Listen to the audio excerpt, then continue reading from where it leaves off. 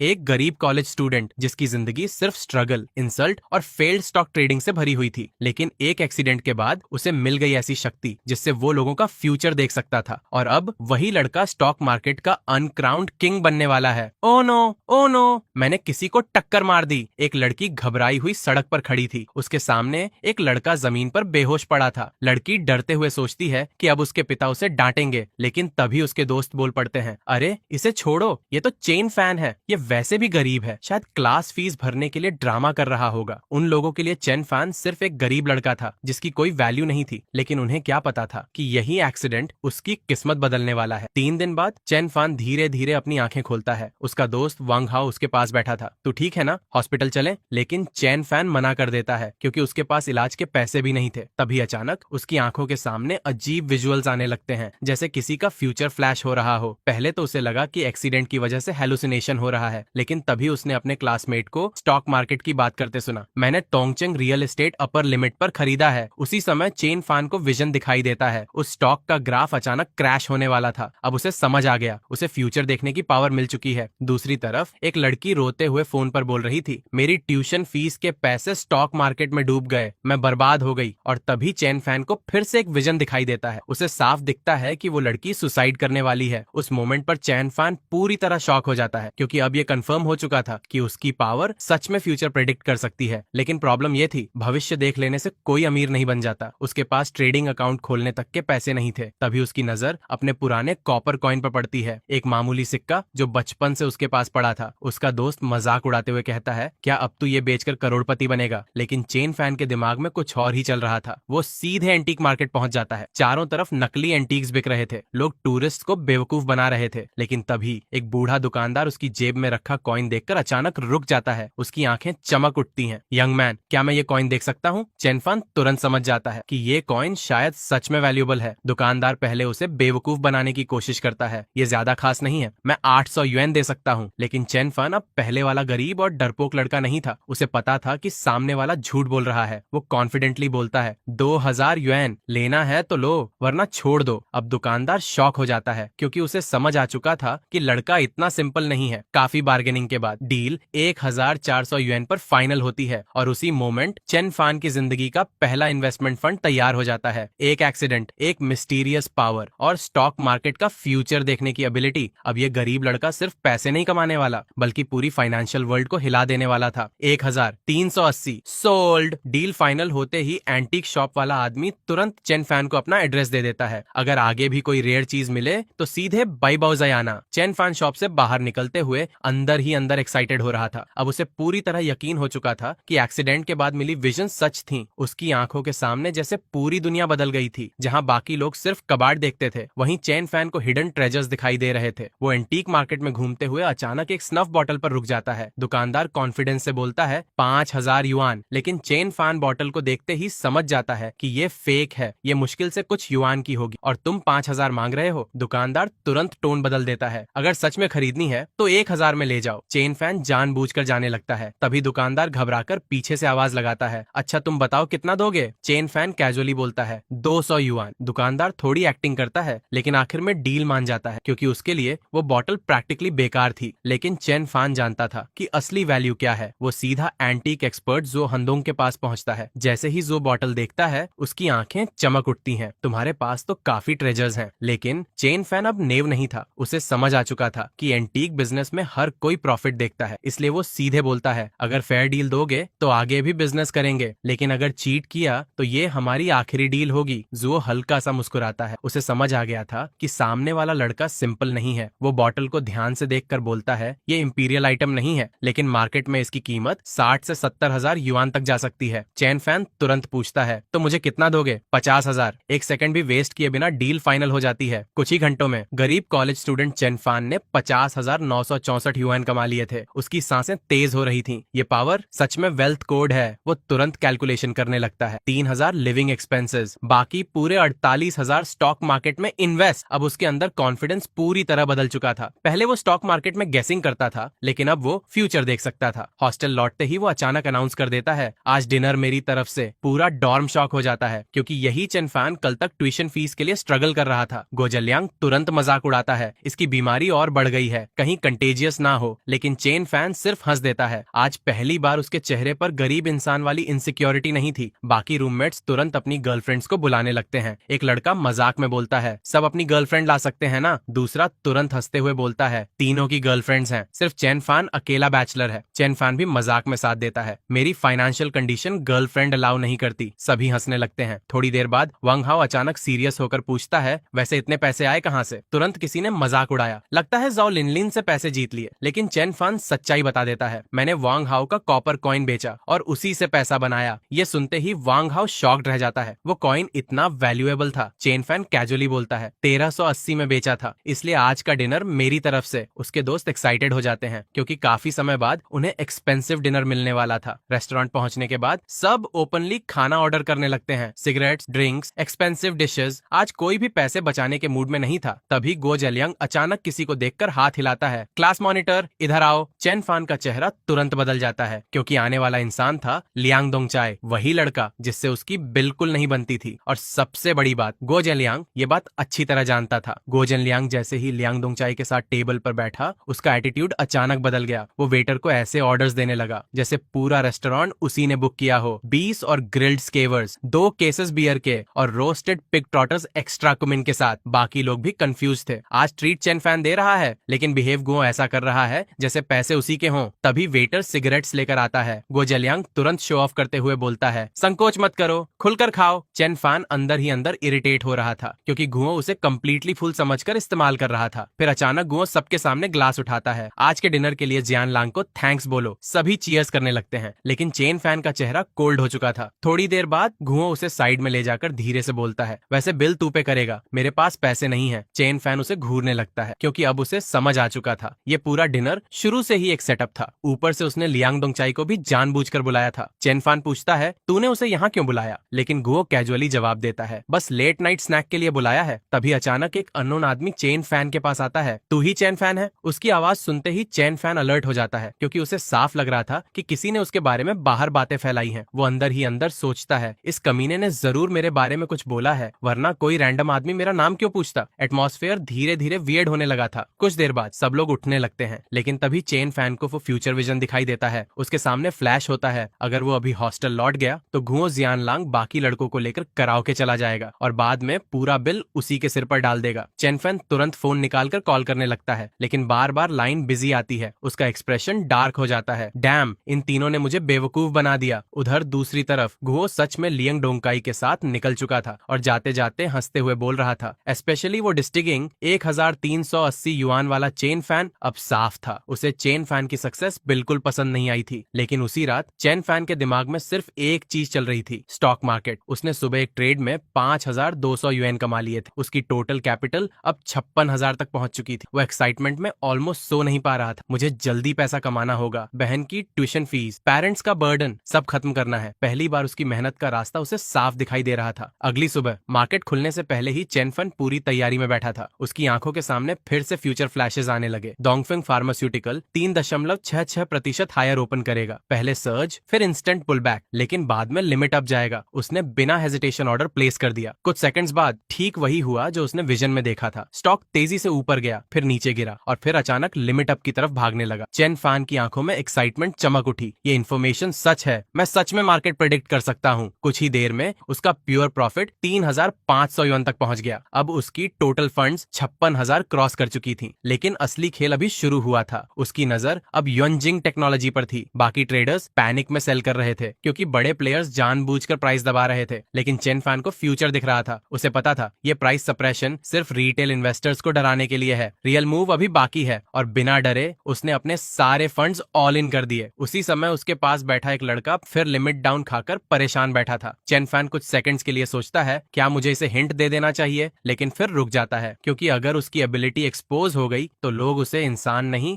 Experiment बना देंगे। इसलिए वो चुपचाप स्क्रीन को देखता रहता है और अंदर ही अंदर सोचता है, टमरो वीकेंड है, मैं कोई हिंट नहीं दूंगा। अगली सुबह जैसे ही चेन फैन डॉर्म से बाहर निकला, उसके रूममेट्स उसे देखकर हंसने लगे। कौन जाने कल रात इसके साथ क्या हुआ होगा, क्योंकि गो जियानलांग वापस नहीं आया था और सबको लग रहा था कि वो किसी मिडिल एज बॉस लेडी के साथ रात बिताकर आया है। लेकिन चेन फैन को इन बातों से कोई फर्क नहीं पड़ रहा था। उसके दिमाग में सिर्फ नंबर्स घूम रहे थे। 2 दिनों में उसने 17,000 ग्वान कमा लिए थे। अब उसकी आंखों में सिर्फ सिर्फ एक गोल था, 5 दिन बाद चाइनेक्स्ट अकाउंट ओपन होगा, 20% डेली लिमिट, और फिर रियल मनी प्रिंटिंग शुरू होगी। अब वो ब्लाइंडली ट्रेड नहीं कर रहा था, उसने खुद से प्रॉमिस किया, हांगकांग स्टॉक्स और फ्यूचर्स से दूर रहूंगा, पहले ए शेयर्स में स्टेबल प्रॉफिट और साथ में एंटीक मार्केट से हिडन ट्रेजर्स ढूंढूंगा। अब उसकी सोच पूरी तरह बिजनेसमैन वाली हो चुकी थी। तभी पीछे से नान नान उसे आवाज देती है, चैन फैन, मेरी डॉर्म में एक सुपर प्रिटी लड़की है, तुम्हें उससे मिलवाऊं। लेकिन चैन फैन बिना रुके जवाब देता है, मैं अभी डेटिंग में इंटरेस्टेड नहीं हूँ, अभी सिर्फ पैसा कमाना इंपॉर्टेंट है। उसकी आवाज में कोई फेक कूलनेस नहीं थी, वो सच में अपने फैमिली बर्डन के बारे में सोच रहा था। पेरेंट्स ने पूरी जिंदगी स्ट्रगल किया है, पहले उनकी जिंदगी आसान करनी है। नान नान कुछ सेकंड्स उसे चुपचाप देखती रह जाती है, क्योंकि पहली बार उसे लगा ये लड़का बाकी कॉलेज बॉयज जैसा नहीं है। कैंपस में हर तरफ कपल्स घूम रहे थे, लेकिन चेन फैन सीधे डॉर्म लौट आया। वो बेड पर लेटते हुए सोचने लगा, स्पेशल एबिलिटी होने से सब नहीं होता, नॉलेज भी चाहिए। इसलिए अगले दिन वो एंटीक नॉलेज पढ़ने बैठ जाता है, क्योंकि अब वो खुद को आसानी से बेवकूफ नहीं बनने देना चाहता था। कुछ समय बाद वो फिर एंटीक मार्केट पहुंचता है और अचानक उसकी नजर एक पुराने जार पर रुक जाती है। उसकी विजन इंस्टेंटली रिएक्ट करती है, ये आइटम स्पेशल है। दुकानदार कैजुअली पूछता है, कितने में लोगे? चेन फैन स्मार्ट बनते हुए बोलता है, आप ही प्राइस बताओ। लेकिन दुकानदार तुरंत सस्पिशियस हो जाता है, तुम जैसे बहुत लोग आते हैं, पहले इनोसेंट बनते हैं, फिर रेयर आइटम उठाकर हजारों में बेच देते हैं। ये सुनते ही चेन फैन अंदर से शॉक हो जाता है, क्योंकि अपेरेंटली उसके स्नफ बॉटल वाली खबर मार्केट में फैल चुकी थी। दुकानदार जार के लिए सीधे 10,000 युएन मांग देता है, लेकिन चेन फैन तुरंत समझ जाता है कि दुकानदार खुद कंफ्यूज्ड है, क्योंकि उसने असली आइटम को फेक समझ लिया था। चेन फैन अंदर ही अंदर मुस्कुराता है, अगर मेरे पास स्पेशल एबिलिटी ना होती तो मैं भी इसकी एक्टिंग में फंस जाता। काफी बार्गेनिंग के बाद डील सिर्फ 1,000 युएन में हो जाती है और दुकानदार प्राउडली बोलता है, ये बेस्ट फेक है। चेन फैन को उसकी कॉन्फिडेंस देखकर हंसी आने लगती है, लेकिन असली ट्विस्ट तब आता है जब वो उसी जार को लेकर बाइबाउजे पहुंचता है। शॉप ओनर जो हंदोंग जार देखते ही सीरियस हो जाता है, हाल में ऐसे जार्स मार्केट में बहुत आने लगे हैं, कॉपीज इतनी रियलिस्टिक हैं कि पहचानना मुश्किल हो गया है। चेन फैन का कॉन्फिडेंस धीरे धीरे कम होने लगता है, अगर ये भी फेक निकला तो वो बहुत बड़ी बेइज्जती होगी। तभी अचानक पीछे से एक लड़की की आवाज आती है, डैड आप यहाँ क्या कर रहे हो? चेन फैन पीछे मुड़ता है और इंस्टेंटली फ्रीज हो जाता है, क्योंकि सामने खड़ी थी जूबिंग। अब पूरी सिचुएशन ऑकवर्ड हो चुकी थी, जूबिंग भी शॉक्ड थी। ये हमारी शॉप है? चेन फैन के दिमाग में तुरंत अलार्म बजने लगता है, बस फ्यूचर रिचेस्ट मैन वाली इमेज अब एक्सपोज होने वाली है। लेकिन तभी जूबिंग सिचुएशन संभाल लेती है, हम सेम स्कूल से हैं, 2 बार मिले हैं। वो क्लियरली अपने फैमिली के सामने ज्यादा एक्सप्लेन नहीं करना चाहती थी। चेन फैन तुरंत उसका गेम समझ जाता है और साथ देने लगता है। कुछ देर बाद जो हंदोंग जार एग्जामिनेशन के लिए रख लेता है और सीक्रेटली अपनी बेटी से पूछता है, ये लड़का कौन है? तुम लोग सेम स्कूल में हो ना, इसके बारे में पता करो। अब जो हंदोंग की इंटरेस्ट सिर्फ एंटीक में नहीं थी, उसे चेन फैन में भी इंटरेस्ट आने लगा था। उसी शाम अचानक चेन फैन के फोन पर फ्रेंड रिक्वेस्ट आती है, जो बीइंग चेन फैन कुछ सेकंड्स स्क्रीन को देखता रह जाता है और तभी मैसेज आता है, रुको मैं भी स्कूल वापस जा रही हूँ, लोकेशन भेजो। थोड़ी देर बाद दोनों साथ में वॉक कर रहे थे। जोबिंग कैजुअली बोलती है, चलो कहीं बैठकर बात करते हैं। वो उसे एक एक्सपेंसिव कैफे में ले जाती है। कॉफी का प्राइस देखकर ही चेन फैन अंदर से हिल जाता है, एक कप कॉफी में तो मेरे कई दिनों के लिविंग एक्सपेंसेस निकल जाए। लेकिन जोबिंग बिल्कुल नॉर्मल थी, वो नेचुरली जाकर पेमेंट कर देती है। उसकी पर्सनैलिटी बाकी रिच गर्ल्स जैसी नहीं थी, ना एटीट्यूड ना फेक एलिगेंस, बस सीधी और जेन्युइन। बातों बातों में जोबिंग अचानक बोलती है, तुम उतने गरीब नहीं लगते जितना लियांग दोंगचाई बोलता है। चेन फैन इंस्टेंटली अलर्ट हो जाता है, उसे मेरे बारे में कैसे पता? तब जोबिंग कैजुअली जवाब देती है, जो हंदोंग ने बताया। अब चेन फैन समझ जाता है लियांग दोंगचाई सच में उसके पीछे बातें फैलाता फिर रहा है। जोबिंग इरिटेट होकर बोलती है, तुम्हें उसके साथ घूमना बंद करना चाहिए, वो हर जगह तुम्हें पोर बास्टर्ड बोलता है। चेन फैन बस चुप रहता है, क्योंकि वो जानता था गरीबी सबसे बड़ा इंसल्ट होती है। कुछ देर बाद जोबिंग अचानक पूछती है, तुमने कभी रिलेशनशिप नहीं किया? सुना है तुम्हारे डॉर्म में सिर्फ तुम्हारी गर्लफ्रेंड नहीं है। चेन फैन बिना हेजिटेशन जवाब देता है, मेरा सपना सिर्फ पैसा कमाना है, रोमांस में टाइम वेस्ट नहीं करना चाहता। मेरे पेरेंट्स ने पूरी जिंदगी मेहनत की है, अभी सबसे इंपॉर्टेंट चीज पैसा है। कुछ सेकंड साइलेंस छा जाता है, फिर जोबिंग धीरे से मुस्कुराती है और बोलती है, किसने कहा रिलेशनशिप हमेशा टाइम वेस्ट होता है? 2 लोग साथ मिलकर भी सेम ड्रीम के लिए स्ट्रगल कर सकते हैं। जो बीइंग धीरे धीरे चेन फैन की तरफ देखते हुए बोलती है, अगर 2 लोग साथ चलें तो जिंदगी का रास्ता अकेला नहीं लगता। फिर अचानक वो मुस्कुराकर पूछती है, वैसे तुम अभी लोनली नहीं हो ना? चेन फैन कुछ सेकंड्स चुप रह जाता है, तभी जोबिंग खुद ही आगे बोलने लगती है, एक्चुअली मुझे लियांग दोंगचाई कभी पसंद नहीं था, मैंने उसे हाथ तक पकड़ने नहीं दिया, वो लगातार मुझे परस्यू कर रहा था, लेकिन मैंने कभी हाँ नहीं बोली। चेन फैन अब पूरी तरह कंफ्यूज्ड हो चुका था और फिर जोबिंग वो बात बोलती है जिसकी उसने कभी उम्मीद नहीं की थी, जिस इंसान को मैं पहले पसंद करती थी वो तुम थे। चेन फैन का दिमाग कुछ सेकंड्स के लिए ब्लैंक हो जाता है। मैं हैं? झोबिंग हल्का सा हंसती है। तुम हमेशा इतने अल्फ रहते थे, इसीलिए मैं तुम्हारी क्लासरूम के आसपास घूमती रहती थी। अब चेन फान को अचानक बहुत सी पुरानी बातें याद आने लगती हैं, लेकिन उसके अंदर एक बिटर थॉट आता है। तो लियांग दोंगचाई जेलस इसलिए था, लेकिन असली वजह मेरी एटीट्यूड नहीं, मेरी गरीबी थी। जोबिंग उसे सीरियसली देखती है। मैं सच बोल रही हूँ। याद है जब मैं पहली बार स्कूल रजिस्ट्रेशन के लिए आई थी, क्राउड में सबसे पहले तुमने ही मुझे ग्रीट किया था। बस उसी दिन मैं तुम्हें नोटिस करने लगी। चेनफान अभी भी पूरी तरह बिलीव नहीं कर पा रहा था। तभी जोबिंग कॉन्फिडेंटली बोलती है, ठीक है, कल प्रूफ दे दूंगी। अगले दिन पूरा कैंपस एक्साइटमेंट में पागल था। हर तरफ एक ही खबर फैल रही थी, लियांग दोंगचाई आज कैफेटेरिया के सामने जोबिंग को पब्लिकली कन्फेस करने वाला है। पूरा स्कूल गॉसिप मोड में चला गया, क्योंकि एक तरफ रिच हैंडसम सीनियर था और दूसरी तरफ कूल ब्यूटी जुबिंग। सभी को लग रहा था ये कन्फेशन सक्सेसफुल होगा। उधर लियांग दोंगचाई पूरी तैयारी में था। Flowers, crowd, dramatic setup. उसके दिमाग में ऑलरेडी फैंटेसी चल रही थी। आज के बाद मैं और जोबिंग स्कूल के गोल्डन कपल बन जाएंगे। सब लोग जेलस होंगे। उसे पूरा कॉन्फिडेंस था कि जोबिंग उसे रिजेक्ट नहीं करेगी। लेकिन उसी मोमेंट चेन फान के फोन पर अचानक मैसेज आता है, बाई बाउजाई से, जार जेन्युइन निकला है, मार्केट वैल्यू 50,000, मैं 40,000 दूंगा, 10,000 प्रॉफिट रखूंगा। चेन फान इंस्टेंटली डील एक्सेप्ट कर लेता है। अब उसके पास टोटल कैपिटल लगभग 1 लाख युआन पहुंच चुकी थी। उसकी आंखों में एक्साइटमेंट चमकने लगती है। मंडे को चाई नेक्स्ट अकाउंट ओपन होगा, 20% डेली लिमिट। अब रियल मनी एक्सप्लोजन शुरू होगा। उधर कैफेटेरिया के सामने लियांग दोंगचाई आखिरकार क्राउड के बीच नील डाउन कर देता है। जोबिंग, will you be my girlfriend? पूरा क्राउड एक्साइटमेंट में चिल्लाने लगता है, लेकिन जोबिंग शांत खड़ी रहती है। फिर धीरे से बोलती है, मैं डायरेक्टली यस नहीं बोल सकती। लियांग दोंगचाई थोड़ा नर्वस हो जाता है। क्यों? तभी जोबिंग अचानक फ्लावर उठाकर बोलती है, चलो फैसला फेट पर छोड़ देते हैं, पेटल्स तोड़ेंगे। ऑड नंबर आया तो यस, इवन आया तो नो। पूरा क्राउड इंस्टेंटली एक्साइटेड हो जाता है। पेटल्स टूटने शुरू होते हैं। यस